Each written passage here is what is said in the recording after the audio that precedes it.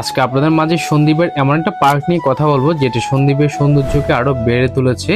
চলুন আপনাদের সবাইকে নিয়ে ঘুরে আসি পার্কটা থেকে। আসসালামু আলাইকুম everyone, welcome to the new another blog. আশা করি আপনারা সবাই ভালো আছেন।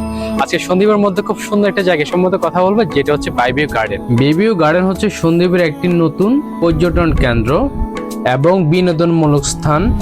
চলুন এই জায়গাটি নিয়ে শেয়ার করি। আপনারা চাইলে এখানে বাইক পার্কিং করার জন্য অনেক বড় একটা জায়গা রাখা হয়েছে, চাইলে এখানে বাইক পার্কিং করতে পারেন। তারপরে চলে আসে আমরা বিশাল একটা পুকুর সামনে নিয়ে। দেখেন চারো প্রান্তের নারকেল গাছ আর ওই প্রান্তে রয়েছে একটা ঝুলন্ত ব্রিজ। তারপরে পুকুরে আরেকটা কর্নার রয়েছে বাচ্চাদের জন্য রাইড।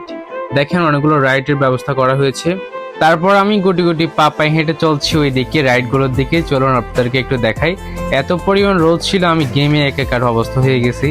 তারপর এখানে আসার পর আপনারা দেখতে পাচ্ছেন রঙিন কিছু বোট রয়েছে কিংবা নৌকা, যেগুলো বড়দের জন্য মেবি বড়দের জন্য রাখা হয়েছে। অনেক রঙিন ছিল, দেখতে পাচ্ছেন আপনারা।